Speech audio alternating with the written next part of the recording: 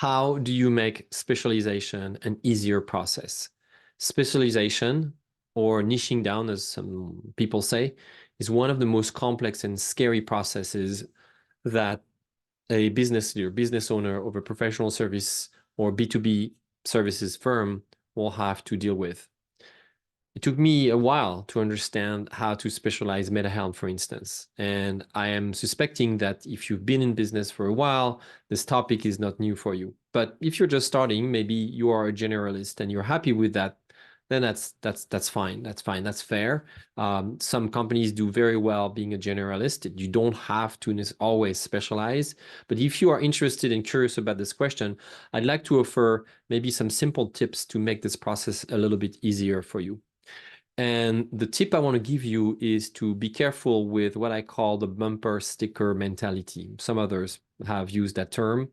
The bumper sticker mentality in that context is the mentality which consists of thinking of specialization as a very theoretical exercise. Basically, you grab a sheet of paper, maybe you work with your team, and it's very much a conversation that happens as a vacuum, and you go through countless possibilities, and you spend months and months and months and months.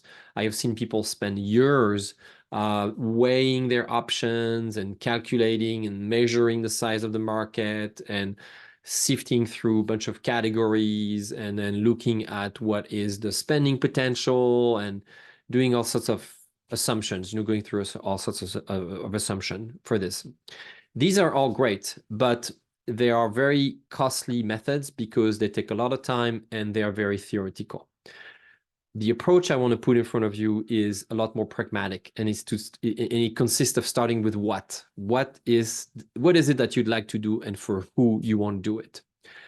It's a little bit of as the agile approach to developing software would say, trial and error. And my approach actually prioritizes, puts in, as the most important criteria, time to value.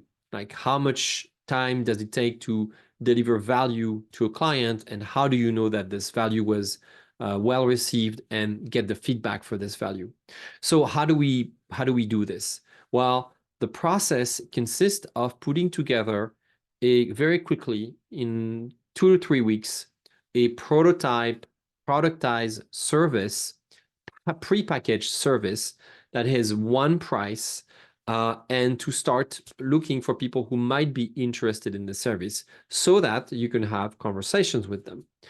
In the beginning, because it's a prototype, your idea for the service will be probably a bad idea, probably something people don't even want to buy. Not because the content is bad, but because maybe you even called it the wrong name.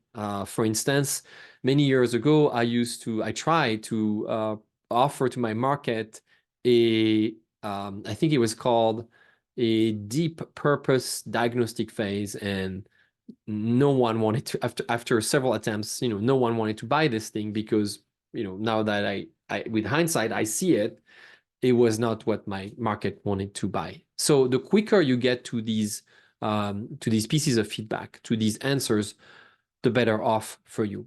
Now, one of the things that you should always consider building, no matter what, for your business is a diagnostic package, a diagnostic offer, something that you can do and offer to almost all of your clients, 90-something% of your clients, because as a good expert, you don't dive into solutioning. You will first assess the situation of your clients. You will listen to their situation so that you can make the best recommendations that will save them time and save them money.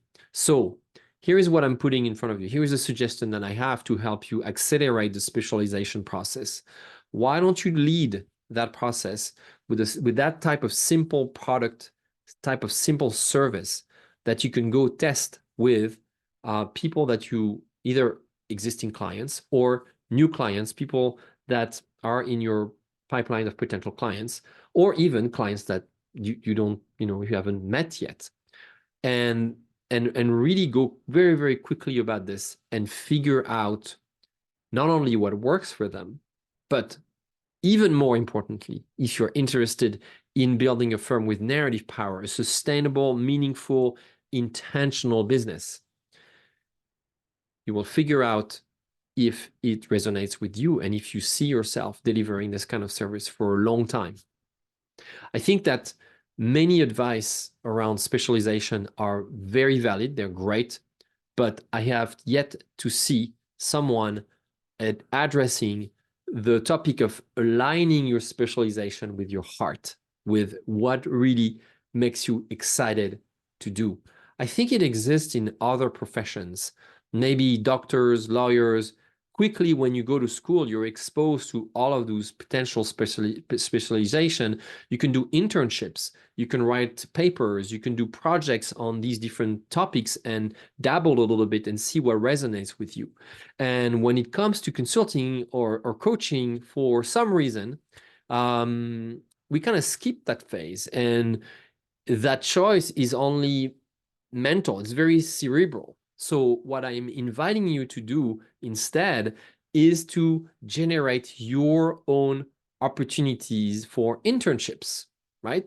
Actually, I just came up with that dot here, that connection here that just connected some dots. Create your own internships by offering small, low risk, maybe easy to buy, pre-packaged, well-defined engagements that reduce the resistance, for purchasing, that are easy to buy, at the same time that deliver value to your clients, and that teach you, show you, give you give you some access to decide if that is going to be a good focus for you. You're going to learn so much. Now, do you have to specialize your entire business? Not necessarily.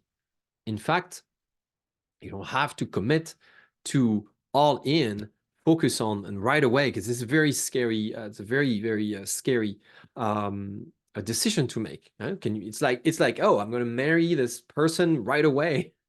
Why don't you date a little bit? There is a dating phase, a dating process in our society, and the same goes for our businesses.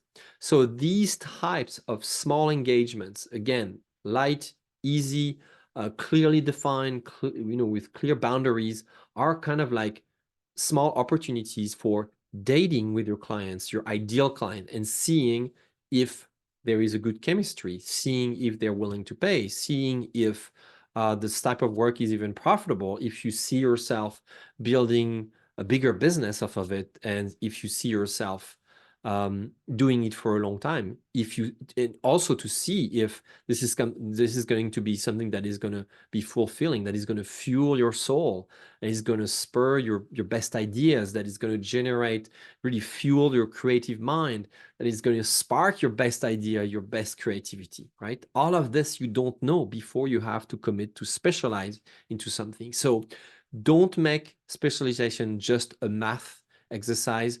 Don't fall into the trap of the bumper sticker mentality, again, which consists of just working off of statements and big declaration to specialize into things you don't know yet. You yet have to encounter and meet your ideal clients. So I hope this helps. I hope this makes the idea of specialization less daunting. I hope this gives you clear, practical tips and insight for how to do it. There is no rush, no pressure. You can be a generalist if you feel like it's good for you. I work with a very good generalist, and they claim to be really great generalists, and and we're great partners, and that's awesome.